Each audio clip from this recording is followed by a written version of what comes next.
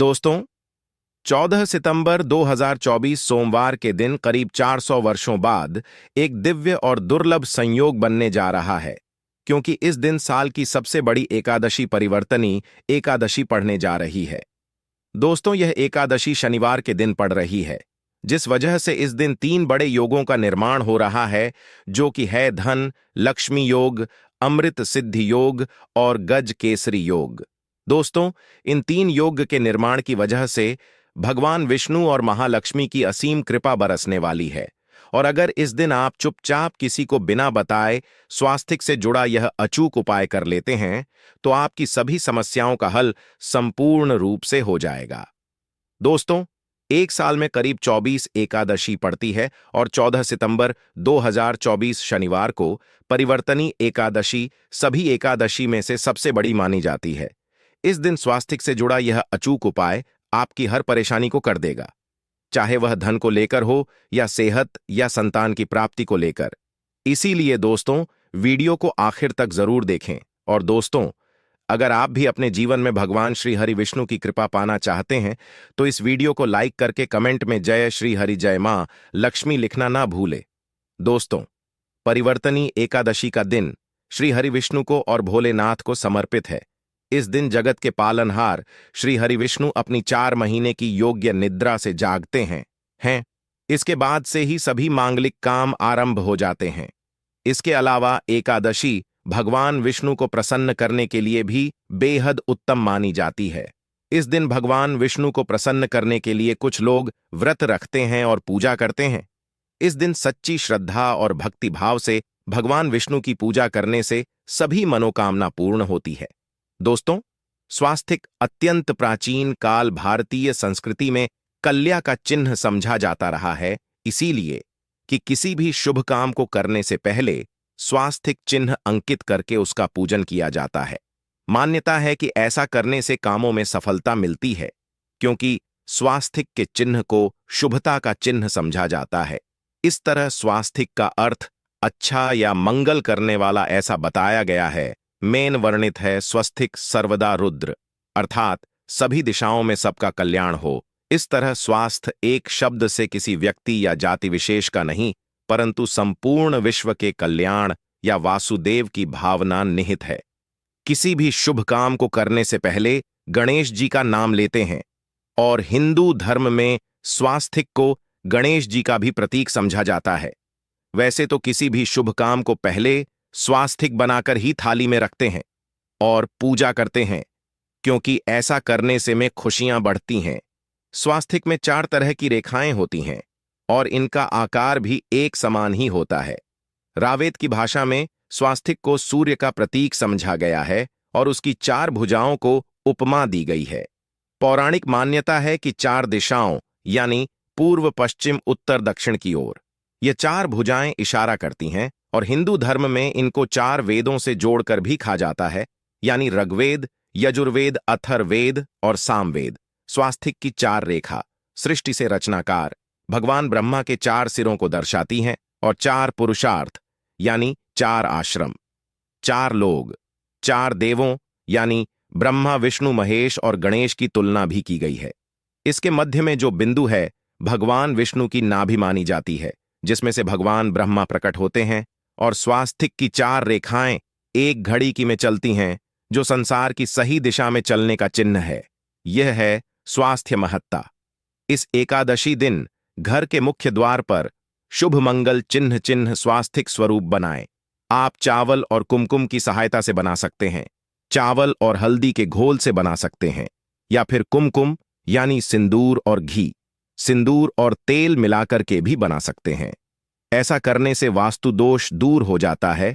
इससे मनोकामना हो की पूर्ति हो जाती, घर से क्लेश कलह बेचैनी दूर हो जाती है, तंत्र मंत्र क्रिया से भी रक्षा होती है। इसे शुभ काम के पहले अंकित किया जाता है, क्योंकि स्वास्थिक को मान सम्मान, सफलता और उन्नति का प्रतीक समझा जाता है। स्वास्थिक हर दिशा से देखने पर एक ही सम्मान लगता है। आपने उल्टा स्वास्थिक की देखा होगा, परंतु उल्टा स्वास्थिक के उपाय अलग होते हैं और सीधे स्वास्थिक के उपाय अलग होते हैं। अगर जीवन बहुत परेशानियां हो तो एकादशी के दिन तांबे या चांदी का स्वास्तिक प्राण प्रतिष्ठा करवाकर घर की चौखट पर लगवा दो।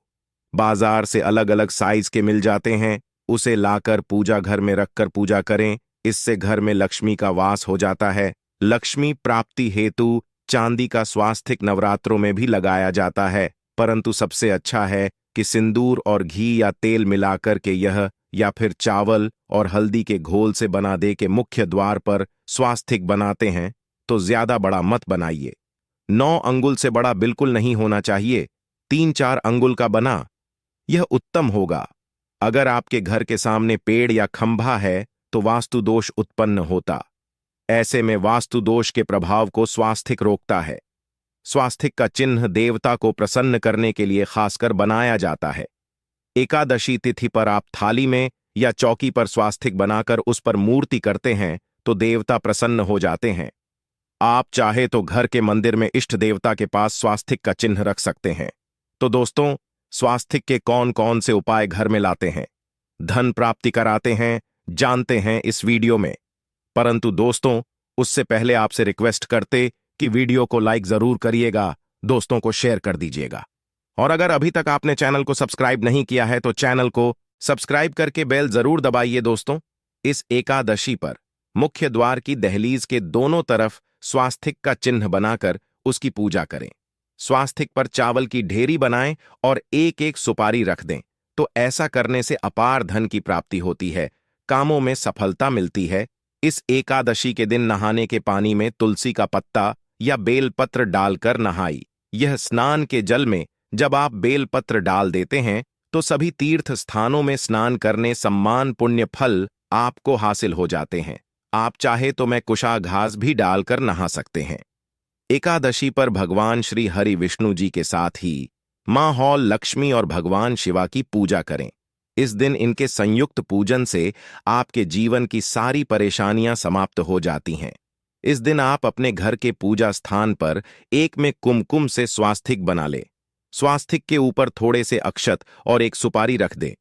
इसे 21 दिन तक वही रहने दे। बाद में सुपारी को उठाकर की मूर्ति के पास रख दे। 2 दिन तक यह बने रहने से आपके जीवन में कभी धनन की कभी कमी नहीं होती। इस एकादशी पर आप यह उपाय कर लेंगे तो लंबे समय तक यह आपको लाभ देता रहेगा। पितरों की कृपा पाने के लिए भी स्वास्तिक काम आता है। इसके लिए स्वास्तिक का चिन्ह घर के मुख्य द्वार के गोबर से बनाना चाहिए। इससे घर की सुख शांति बनी रहती है, पितरों की कृपा बरसती है। दोस्तों, कहा जाता है कि एकादशी के दिन पीपल की जड़ में अगर एक लोटे जल में एक चुटकी काले तिल और थोड़ी सी शक्कर डालकर जल अर्पित करें तो इससे पितृदेव की विशेष कृपा मिलती है और धन लक्ष्मी भी प्रसन्न हो जाती है। धन दौलत, सुख समृद्धि, यश मान सम्मान में वृद्धि होती चली जाती है। अगर आपकी कोई विशेष मनोकामना है, उस मनोकामना की पूर्ति के लिए आप एक विशेष उपाय कर सकते हैं। दोस्तों, कई बार लंबे समय तक हम किसी मनोकामना को लेकर चलते हैं, अनेक प्रयासों बाद भी पूर्ण नहीं हो पाती। ऐसे में एकादशी के दिन आप आसपास के किसी भी मंदिर में जाकर मंदिर की दीवार पर सिंदूर से उल्टा स्वास्तिक बना दें। मनोकामना पूर्ति की प्रार्थना भगवान से करें, जरूर पूर्ण हो जाएगी। और जब आपकी मन्नत पूरी हो जाए तब जाकर वहीं पर सीधा स्वास्तिक बना दें और भगवान को धन्यवाद दें। इस एकादशी पर भगवान श्री हरि की पूजा करेंगे तो उन्हें 2 हल्दी की गांठें जरूर अर्पित की और बाद में हल्दी की गांठ को पीले कपड़े में लपेटकर तिजोरी में रख दें। आपने पहले भी हल्दी की गांठें रखी हो है तो उसको ही पूजक वापस रख दे। दोस्तों, एकादशी पर विष्णु जी की पूजा में उन्हें केसर कमल का पुष्प के लिए गेंदे का फूल अर्पित करें। जिस थाल को आप गन्ने से बजाएंगे उस थाल में भी सिंदूर से एक स्वास्तिक का चिन्ह जरूर बना लें। उस स्वास्तिक के दोनों तरफ 2 खड़ी रेखाएं भी बनाएं। फिर उस थाली को हुए प्रभु को जगाए मंगलाचार कीजिए। यह स्वास्तिक का चिन्ह आपके जीवन की सारी परेशानी को दूर करेगा। जीवन में खुशी इस एकादशी के दिन विशेष मंत्र का जाप जरूर करें। आप मंत्र का जाप कर सकते हैं या फिर विष्णु जी के महामंत्र ओम नमो भगवते वासुदेवाय का, इसमें से किसी भी एक मंत्र का जाप कर सकते हैं। जो भी मंत्र आसान लगे उसका जाप कर ले। इस एकादशी के दिन अपनी मनोकामना की पूर्ति के लिए यह उपाय कर सकते हैं। आप तुलसी में जब जल अर्पित करेंगे तब एक लोटे में जल लेकर उसमें छुटकी हल्दी, 2-4 बूंदे दूध, थोड़ी सी मिश्री और 1 छुटकी अक्षर डालकर ही अर्पित करें। और शाम के समय तुलसी के समक्ष घी का दीपक जलाए। इस दीपक में 1 सिक्का रख दें और बाद में इस सिक्के को उठाकर संभाल के रखें। तुलसी को विष्णु प्रिय भी कहते हैं, इसलिए देवता जब जागते हैं तो सबसे पहले प्रार्थना तुलसी की सुनते हैं। वैसे यह सिक्का रोज के दीपक में भी आप डालकर दीपक जला सकते हैं। ऐसा करने से एसएस का सिद्ध हो जाएगा। फिर जब भी महत्वपूर्ण काम से आप घर से बाहर हैं तो इस सिक्के को साथ में रखकर निकले। आपको काम में सिद्ध जरूर हासिल मिलेगी। इस दिन दीपक का उपाय जरूर ही करें। एक दीपक घर के मुख्य द्वार पर अंदर की तरफ से या फिर पास के किसी मंदिर में 1 दीपक, तुलसी के नीचे 1 दीपक, अपने घर के पूजा स्थान पर इस दिन जरूर जलाए। पूजा के बाद आरती जरूर करें। आरती की थाल में कुमकुम से स्वास्तिक बनाकर उस पर फूलों की पंखुड़ी और थो अक्षत रखकर फिर दीपक जलाकर प्रभु की आरती करें, सर्वोत्तम होगा। परंतु याद रखें कि भगवान श्री हरि विष्णु को अक्षत अर्पित नहीं किए जाते, मां लक्ष्मी को अर्पित किए जाते हैं। अगर विष्णु जी को अर्पित करना चाहते हैं तो हल्दी से रंगाकर रर ही पी लें। अक्षत अर्पित करें तो दोस्तों विधि विधान से इस दिन पूजा आराधना करें, स्वास्तिक के उपाय जरूर करें और विष्णु जी के साथ ही शिवाजी और माता लक्ष्मी की असीम कृपा पाको बनाए। दोस्तों, भगवान विष्णु की कृपा के लिए इस एकादशी के दिन स्नान करते समय पानी में 1 छुटकी हल्दी डाल लें। इसके बाद स्नान करें और पीले रंग के वस्त्र धारण करके भगवान विष्णु की विधि विधान से साधना करें। इस एकादशी के दिन श्री हरिका सबसे पहले गाय के दूध से और फिर शंख में गंगा जल भरकर स्नान कराए। इसके बाद उन्हें पीले रंग के वस्त्र अर्पित कर मानता कि इस एकादशी के दिन ऐसा करने से भगवान विष्णु का विशेष आशीर्वाद हासिल होता है। इस एकादशी के दिन भगवान विष्णु की पूजा करते समय उन्हें केसर अथवा पीले चंदन या हल्दी का तिलक लगाए। साथ ही साथ भगवान विष्णु के प्रिय पीले रंग के फूल और पीले फल चढ़ाए। मान्यता है कि इस उपाय को करने से भगवान विष्णु शीघ्र ही प्रसन्न होकर भक्तों को मनचाहा आशीर्वाद देते हैं। आपके नजदीक भगवान विष्णु का मरना हो तो आप भगवान विष्णु के अवतार भगवान श्री कृष्ण की मूर्ति की भी पूजा करके इस एकादशी का पुण्य फल हासिल करें। ईश्वर की साधना आराधना में मंत्र जप का विशेष महत्व होता है। ऐसे में राम दरबार की तस्वीर अपने घर में लेकर आए और श्री राम दरबार की तस्वीर का पूजन करें, या उनकी मूर्ति या उनसे जुड़ी किसी तरह की कोई चीज आपके पास है तो आप उनका पूजन करें। सारे देवी देवताओं का आपको आशीर्वाद मिल जाता है। हनुमान जी से लेकर सीता माता, भगवान श्री राम और अन्य देवी देवताओं का भी आशीर्वाद मिल जाता है। निश्चित तौर पर अपने घर के पूजा घर में एक साथ आप यह तस्वीर रख सकते हैं। इससे आपके जीवन में राज्य योग की हासिल हो सकती है। दोस्तों, इसी तरह यदि आप अपने घर के पूजा घर में या किसी अन्य स्थान पर यदि कोई तस्वीर रखना चाहते हैं और उसे लगाकर अपने घर में लाभ हासिल करना चाहते हैं तो अपने घर में या पूजा आपको निश्चित तौर पर त्रिदेव की तस्वीर या मूर्ति एक ही स्थान पर लाकर अवश्य रखनी चाहिए। ब्रह्मा, विष्णु और महेश, इन तीनों की संयुक्त से एक साथ तस्वीर अपने घर के मंदिर में या अपने घर में कहीं भी लाकर रख देनी चाहिए। समझा जाता है कि इन 3 देवताओं के एक साथ दर्शन करने मात्र से हमारे बड़े से बड़े विघ्न और बड़े से बड़े कर्ष ऐसे ही समाप्त हो जाते हैं। इसी वजह से इन तीनों की एक साथ में तस्वीर या मूर्ति लाकर आपको पूजा अवश्य करनी चाहिए। दोस्तों, अब बात करते हैं कि कुछ ऐसी तस्वीरें होती हैं या ऐसी मूर्तियां होती हैं जिनको आपको अपने पूजा घर में स्थान ही नहीं देना चाहिए। यदि आपने इन तस्वीरों को या मूर्ति को अपने घर के पूजा घर में स्थान दिया है तो समझ लीजिए कि आपको कंगाली का सामना करना पड़ेगा या फिर देवी देवताओं की क्रोध का सामना करना पड़ेगा। दोस्तों, और एक बात बता कि मंदिर में कभी भी विषम संख्या में गणेश जी की मूर्तियां ना रखें। जैसे कि 1, 3 या 5 ऐसे रखना समझा जाता है। 2 मूर्तियों को एक साथ रखना शुभ समझा गया है। यदि आप सिर्फ गणेश जी की मूर्ति रखते हैं तो इसके अलावा किसी भी तरह की मूर्ति आपको नहीं रखनी चाहिए। दोस्तों, स्थापित करते वक्त ध्यान दें कि गणेश जी का चेहरा सदैव घर के मुख्य दरवाज की तरफ होना चाहिए ताकि आपको अच्छे और सच्चे धन लाभ की हासिल हो। और इस बात का ध्यान रखें कि घर में अंगूठे से बड़े आकार का शिवलिंग आपको भूल कर भी नहीं रखना चाहिए। सदैव एक छोटा सा शिवलिंग रखें और इससे ज्यादा शिवलिंग नहीं रखने चाहिए। दोस्तों, वैसे तो कोई अपने घर में शिवलिंग रखना ही नहीं चाहिए। उसके बाद भी यदि रखते हैं तो अंगूठे से बड़े आकार का शिवलिंग आपको नहीं रखना चाहिए। आप छोटा शिवलिंग रख दें और ध्यान रखें कि एक से ज्यादा शिवलिंग आपको भूल कर भी नहीं रखने हैं। घर में यदि आप शिवलिंग रखते हैं तो शिवलिंग के ऊपर आपको तुलसी भूलकर भी अर्पित नहीं करनी चाहिए। यदि आपने शिवलिंग रख लिया है और उस पर तुलसी अर्पण कर दी तो देवी देवताओं के का आपको सामना करना पड़ेगा। दोस्तों, मंदिर में यदि आप जी की तस्वीर रखना चाहते हैं, आप हनुमान जी के अनन्य भक्त हैं, तो बैठे हुए हनुमान जी की मूर्ति ही रखें।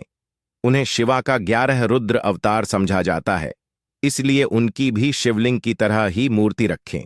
साथ ही जो पति पत्नी होते हैं, नए वैवाहिक जीवन की शुरुआत करते हैं, तो हनुमान जी की मूर्ति या तस्वीर को अपने कमरे में, अपने बेडरूम में आपको भूलकर भी नहीं रखनी चाहिए, अन्यथा इससे जीवन कई तरह के दोषों का सामना करना पड़ता है। दोस्तों, हनुमान जी ब्रह्मचारी हैं, तो इस आपको अवश्य ध्यान रखना चाहिए। दोस्तों, राधा कृष्णा की मूर्तियों को यदि आप जैसे अपने क्षण कक्ष में सोते हैं और उन्हें आपके बेर के सामने की तरफ रखा है कि जैसे कि आप सुबह उठे और आपको उठते ही पहले उनके दर्शन हो जाए, तो समझ लीजिए कि आपका जीवन मालामाल होने वाला है।